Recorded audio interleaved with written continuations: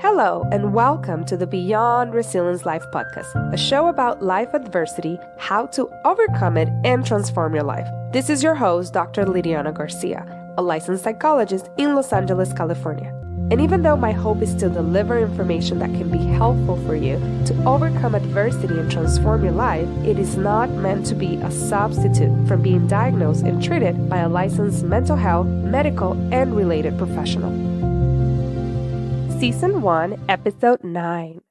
Hi, everyone, and welcome. Today's going to be an amazing one. And just so you know, 9 is my favorite number and a lucky number. And there's no mistake when I talk about this in the sense that today we're going to have an amazing person, somebody that I really look up to. And I feel so inspired and empowered that she's not only a psychologist, but she's also changing the paradigms about it and moving our profession in a different way. And I really, I'm so proud of her for tapping into that and letting that guide her. So we're going to talk with Dr. Nicole LePera. And for those of you, probably you know, she is the author and the back person of the Holistic Psychologist IG account, Instagram account, and also YouTube page. And Dr. Nicole LePera is a holistic psychologist who believes that mental wellness is for everyone. And she evolved from a more traditional training to acknowledging the connection between the mind and the body. She views mental and physical struggles from a whole person perspective and works to identify the underlying physical and emotional causes. She understands that balance is an integral part of wellness and empowers individuals to heal themselves, supporting them on their own wellness journeys. And she's the creator of the Self-Healers hashtag. So today, what we're going to talk about, there's a lot that I could have interviewed Nicole, how she prefers to be called. But today we're going to talk, because we're in the intro, kind of the first season, about the gut and trauma and how to heal from that. So a lot of the topics that we're going to talk about are about that. We're also going to talk about her go-to techniques and skills to help heal trauma and the gut problems, how to create new meanings and transformations based on that, and her resources and recommendations for all of you. So I'm so happy to have Dr. Nicole LePera. So without any further ado, here we go. Today I have the honor and I feel so humbled to have Nicole LePera, the holistic psychologist. A lot of you know her by that name through her Instagram account. And let me tell you guys, that account is one of my favorite. I feel like every day I go, I'm like saving all of them. And I'm like, this is all I want to do. I just want to share all her stuff. So I am so happy to have you here and to share such an amazing episode about the gut and trauma, because it has so much connection and relationship, and people usually kind of separate and not necessarily think about that. So thank you so much for being here. Can you tell us a little bit more about yourself and what are you doing nowadays? Yeah, absolutely. I want to thank you so much, Lydiana, for having me on. I love people getting the message out there. So I definitely appreciate the message that you're spreading, and I'm honored and was blushing as you were talking. So thank you so much. I really do appreciate it. So a little bit about me in a professional sense. I am very much traditionally trained as a clinical psychologist. So essentially what that means is, I had been historically of the belief that we had two options for all things mental wellness, which were talking, sitting on a couch. I do have a big couch in my office, and or medication, sometimes both.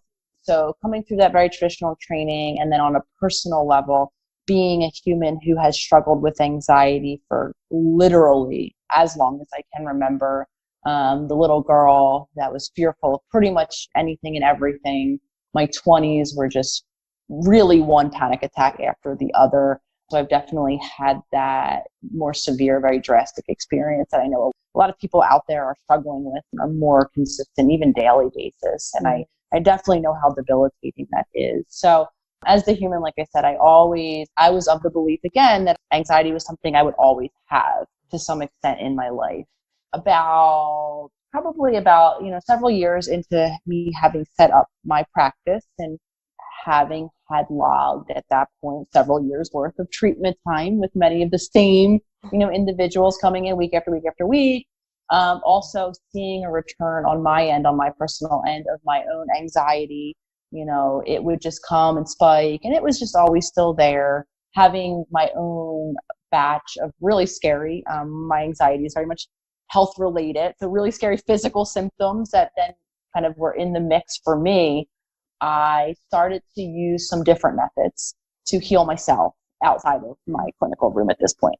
I was introduced to this whole world of research of epigenetics. So for listeners out there, just really, the simplest way to put it is, yes, we have a genetic code that we're all born with, but we are making decisions on a daily basis that really do play a huge role in terms of whether or not we get the thing or we don't get the thing.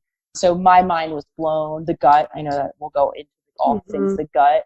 The gut was really introduced to me as being a really pivotal player in all things mental wellness. So long story short, I started to see all of these things and learn about all of these new concepts and realities even that I had not learned in school. And I started to use holistic healing for my own anxiety and my own physical symptoms. And I had such relief on my end and such deep level healing that I could not, at this point, I knew I had to start talking about these methods and sharing them. So that brought me to the big world of Instagram, and I had no idea that it was going to evolve the way it has. But really my main intention at that point was just, I wanted to start talking about these methods. And before I knew it, I had messages trickling in from people all over the world using these methods with no one else but themselves, just kind of doing these things on a daily basis. And were sending me all these crazy messages of these drastic changes that they were seeing. So now I had a sample that was beyond, hey, I was feeling better. Scientist in me was like, okay, now other people are feeling better. So that was really when I took a big pivot, started to embrace the reality again that I needed to shift the way that I was working in the clinical room too, that I needed to incorporate these whole body, holistic techniques, taking into consideration the bottom half of us, which is our body, and really began to start to use that with the clients that I was working daily. That's great. That's great. Yes. I've been in the trauma field for over 10 years, and it was not until I started doing more of the somatic aspect of it, which I was introduced to that like 10 years ago, but I was like, the body, okay. But yes, integrating that piece has been tremendously in terms of the healing and myself and my clients. Yes. Yeah. Thank you for sharing. I know the next question tends to be very, very broad in terms of how do you define trauma, but I really want to hear your opinion about it. Absolutely. And I actually do take a much more broad definition of trauma. So I think a lot of us, at least out there, when we hear trauma, I think a lot of us think of the kind of acute, cataclysmic, whether it was a physical abuse, incident or a sexual abuse or like kind of the big thing, the big T, as a lot of people are calling it now. I actually do take a more broad approach or definition of it. And the way I view trauma really is any unprocessed emotional experience that is stored in our subconscious mind and body. The part of the brain that I'm very, very fascinated with and I think needs to be understood on a deeper level and utilized is that subconscious. So I believe that, again, trauma for some of us, and I have lived this experience, I did not have the big T as they think of it, but I had just a chronically unmet emotional need, time and time again, starting at a very, very young age. So I include that in the definition as well as anytime, as children, usually it does originate in our early development, even with, like I said, like a need, an unmet need, that's not being seen, heard, understood, which I believe are the three wants of every human on this planet. If those needs go inconsistently met chronically over time, I do think that we, again, have that subconscious trauma-based memory, whether it's in our beliefs or our patterns or the ways that we are just in the world with ourselves, with others, that we carry with us far beyond the age of the trauma. Yeah, definitely. I also applied that broader definition. Yes. And how do you define the gut? That one is... So, yeah, absolutely. So I guess the simple way of putting our gut is, the aspect of our gut, let me put it this way, that I am most concerned about is our microbiome. And what that is simply, it's all the little bacteria, the goodies and the baddies. I think at this point we've all heard of probiotics, or some of us have some sense of, okay, there's organisms that are living down there that actually aren't all bad, that we need some of.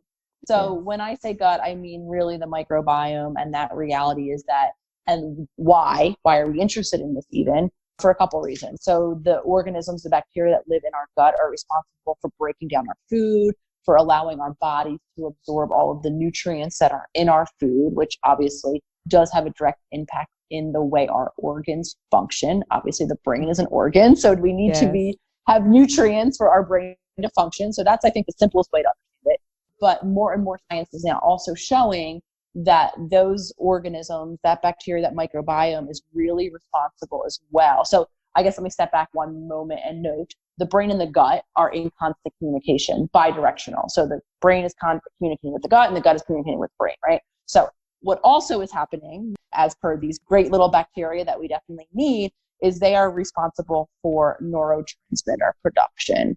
And anyone out there listening has probably heard of at least some of the big neurotransmitters, right? The dopamines, the serotonin. I'm sure your audience is very familiar with all of these. So that is the why, again, that we need to take a look at and be aware of what we're putting in our gut, because this is where we used to believe it originated in the brain. So for me, I used to believe that my brain didn't make enough serotonin, neurotransmitter, most commonly associated with anxiety. But now we know that actually it's our gut is involved. Another reason of why the gut is important is 80% of our immune system is located in our gut. It makes sense because our gut is where we're ingesting the foreign food, being the foreign material.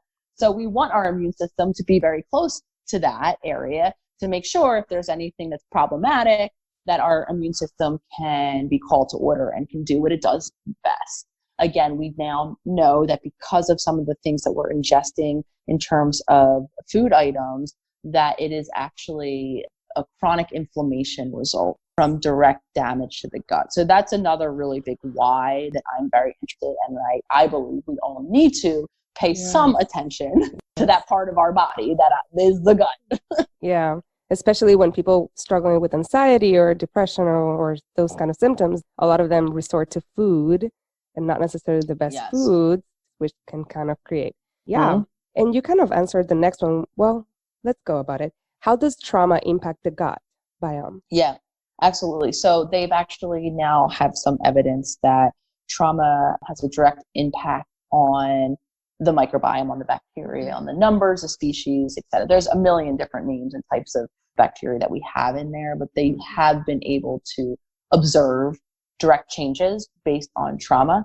Another big way that trauma affects the gut is, there's a big long word, it's called psychoneuroimmunology. And essentially what that means is we now know that our negative emotions, obviously associated with trauma being a big catalyst for a whole bunch of negative emotions, including stress, have a direct impact on our immune cells.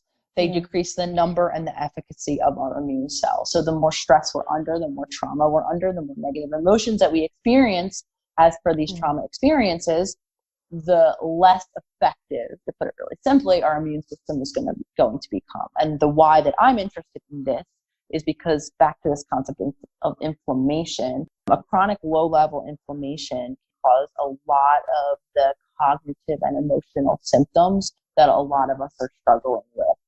So I think that that's another big way. So those of us who have experienced a trauma are likely having a not as effective immune system and then might be suffering the effects of inflammation. Yeah. What are some of your go-to? Because I know the listeners might be like, holy crap, that's me. Yeah. So what are your go-to skills to kind of start this process of healing? Yeah, absolutely. So the simplest way I put it is we want to make sure foundationally that we're in a balanced body that's working for us and not against us. Because for all the reasons we were just talking about, there can be a lot of physiological imbalances that are contributing to our mental wellness or lack thereof. So big things that I think are important to look at is, like I said, nutrition. What are we eating? What aren't we eating? Sleep. That's a big, big, big one. A lot of us are not getting the amount of sleep that we need. Making sure that we are getting, that's where our body goes into rest and restorative and can heal itself if there is damage. Movement is big. That's all kind of in the body. All of these kind of areas I think could be tweaked so that we're again in that balanced body. Other things that I think are really important for trauma are breath works and meditations. They help directly activate the parasympathetic nervous system, which is not activated nearly enough for those of us who have experienced trauma. The work you do, somatic, I think all things somatic, whether it's EMDR or EFT or any sort of that kind of emotional, deeper emotional release, body emotional release, energy emotional release techniques I think are also incredibly, incredibly important to incorporate. And then the social piece, the soul piece that I always throw out there, because I think sometimes it's not necessarily seen as important, but for trauma, I believe it to be incredibly important, would be community and socialization and connection on all sides of the healing process. You know, being able to be around and speak with people who understand what we've been through and the healing we're going through and where we want to go, I think are incredibly healing factor. You kind of went all over. Yes, great. Like the all bases. Thank you. One of the things that my clients struggle the most, and I find a lot of people, is the sleep aspect, especially that anxiety or panic attacks and all that. A lot of them, my clients experience them at night, and that interrupts their sleep. They've tried all these different supplements, all these different things. Any kind of, I know that was not one of the questions, but any kind of extra recommendations you have for that? Yeah, absolutely. So 2 reasons that I see as why. Nighttime is when we're laying in bed and we have nowhere to put our attention, which means that it goes up to our thoughts. That's where I really stress the importance of developing or changing our relationship with our thoughts. I see meditation as a way to practice the skills of separating from our thoughts and redirecting our attention anywhere but our thoughts. So if we're laying in bed, that would be our breath. Because if we follow the train of thinking that we're doing, and if it is anxiety-based or fear-based or anger-based or whatever it is based, before we know it, we're going to be feeling those things. Those are very activating, energetic experience for our body, moving us farther and farther away from sleep. If we are starting to feel, I think another great tool for nighttime, if we are starting to feel that activation, great time to do those deep belly breaths to activate that parasympathetic. So I think between both of those, and their skills, and I say that because this is not the aspirin model. We don't do these things once and A, become good at them, and B, have even success, right, in being able to go right to sleep. These are the things that we have to, tools that we have to use consistently. I say the word consistent 1,000,000 times a day. People hate me, but consistently enough so that when we are laying in bed, right, we have a fighting chance to get the hell out of our thoughts, to put our attention on our breath, to use our breath to bring our bodies down, and then we can have sleep happen for us. Yeah, I love to talk about like taking the mindful pauses here and there, so that way people can also start stretching from the experiencing and having that little separation, but it's a skill. Yeah. In what ways have people created new meanings or transformation? And I know you've mentioned that you've received a lot of those recently in terms of how implementing this technique to heal the trauma and the gut problems. Yeah, I think the greatest meaning that we take from this type of healing process, one in which we are an active participant, is empowerment, is to speak to your point beautifully, right? The more space we have, those more mindful pauses. The reality of it is, and those of us who have experienced a trauma for many different reasons, I do not feel we are able to sit comfortably in this. We don't feel like we have control. And because to a large extent, when the trauma happened to us, we did not have control. The thing happened to us, right? And we became reactive. And then we continue to engage in a way based, again, the way these memories and experiences were stored in our subconscious, in a very reactive way, meaning we are now an adult who might be years upon decades from the past trauma experience, but we live our day in that subconscious state, which is where we spend 95% of our time reacting to the environment, right? So the thing happens in our world, the person, the thing, the event, whatever it is, and we just don't have that space. Yeah. In a very real way, we continue to perpetuate the environment affects us. We are a victim of circumstance. So I say all that to say that I believe that the reframe that is incredibly impactful in this type of healing is becoming aware, expanding our consciousness of the reality that we might not have been able to control what happened to us historically in the past, but we do have a space now. And in that space, we do have a choice now. And again, the more we become aware of ourselves and our mental world and dance in those spaces in time and take those mindful pauses and start to give ourselves an opportunity to make a new choice, I think that is the reframe that is so impactful, is one of empowerment, of resiliency, of the world will continue to happen around us. But now I have a say in a way that I did not have a say in the past. Some of the listeners might go like, how about healing the gut? Like, okay, I have all the skills that I can start, but any kind of recommendations to help heal the gut? Yeah, absolutely. So I don't believe in, my whole stance on healing the gut is, I don't believe that there's a one-size-fits-all diet, nutritional model that works for all humans. So you'll never hear me saying it's this diet. I don't believe that. what I believe in is intuitive eating, meaning connecting with your body and not only being able to identify when it's actually hungry and we're eating from that nutritional need place or when we're eating for other reasons. I also know that there are big glaring foods that a lot of us eat a lot of that do cause direct damage to the gut. So I think a first step is just being aware of what we're consuming and how much, and that's the thing. I say how much because we can tolerate, right, these foods much more infrequently than a lot of us are eating them. It's the consistency in which we're eating the gluten. So even if you don't carry a celiac diagnosis, I do not myself. However, I've now removed gluten and reintroduced it. And I now know how gluten affects me. It makes me irritable. I actually get pimples on my skin. I have a very much almost immediate reaction to gluten. So I believe that most of us humans do have some version of reaction to gluten that's not helpful. Another one, and I've devastated a lot of people, including myself, when I speak these words, but the whole world of processed sugar, and there's a lot of it out there, right? Processed sugar, in foods, anything with a label, which brings me to 3, all lab food. If you can't identify what's on the back of that label or where it came from, and it looks like it has numbers and colors and dyes at the end of it, also include it. And really problematic for a lot of us are the whole world of oils that restaurants are using. We now know that those kind of 3 biggies, so the glutens, the processed world of sugar, and really the processed world of food, have direct implications for the health of our gut. Now, again, like I said, if you eat processed sugar once in a blue moon, your gut can tolerate it. But if sugar is creeping into each and every meal, which for some of us it is unbeknownst to us, then you're going to have that gut damage. Same thing with the processed oils. If you're ordering every meal, right, from the neighborhood restaurant, and even if you think it's healthy, if it's being cooked in those processed oils, it's accumulated, and that is going to cause really big problems. So again, not to overwhelm anyone, but it really could be first starting just to minimize. First, let me say this first, being aware, how much is this in my world? And then any small step you can take to minimize its presence would go a long way. Do you have any further resources or recommendations that the listeners could benefit from?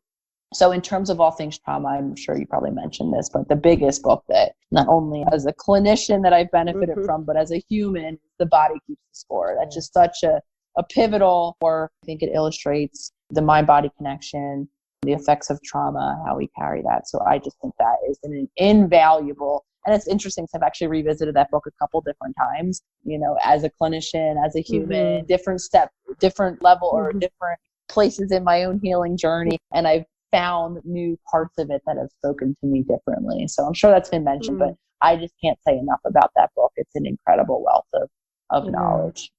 And I think you mentioned something key that I've been also experiencing myself. When we revisit things, many people go like, oh, I read that. But when we revisit things, like new insights, new understandings can come. So so if you have read that book, going back to it, or even other books, yes. Any favorite books? Well, we already talked about the book. What about, sometimes I think of movies, and I don't know if you're a movie watcher. I'm not a movie watcher, so I can't help on that. But another book that I think is so great, aside from, just because what triggered this thought is talking about meaning and reframes. I'm sure everyone's heard of The Man's Search for Meaning, Viktor Frankl, amazing book. But also, I really like The Untethered Soul by Michael Singer. I think that's incredibly impactful book. I've similarly read it a couple times and have gotten different things in my own personal life and own healing journey. And I've recommended it to multiple clients, and they've all, experienced and found some part of it helpful. So I think that's a good one. But yeah, I'm not a big movie person. The documentary Heal, that's something that I know is on Netflix. I think currently right now. I watched it a bit ago when it was first being released, but it's called Heal. It really does talk about the mind-body connection and all kind of, I think, pretty much everything that you're doing in terms of your work and everything that I've mentioned.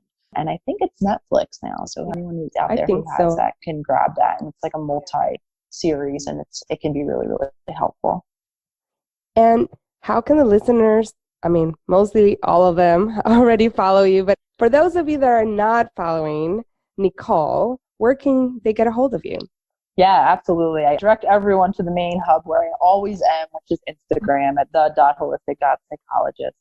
I'm always on there daily in my stories. You can see me healing myself, an amazing community. So thank you everyone out there who is following me, whoever isn't, and they want to jump over. Such support. It happens in the comments every day. That to me is an incredible part that I would have never anticipated as part of this whole journey and this experience for myself. I do have a website. It's yourholisticspsychologist.com. It's always linked in the Instagram bio.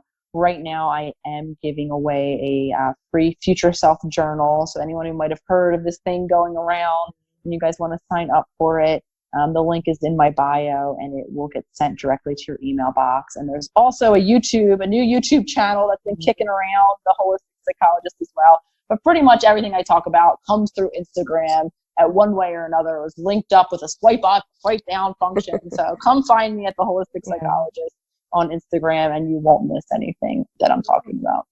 Yeah.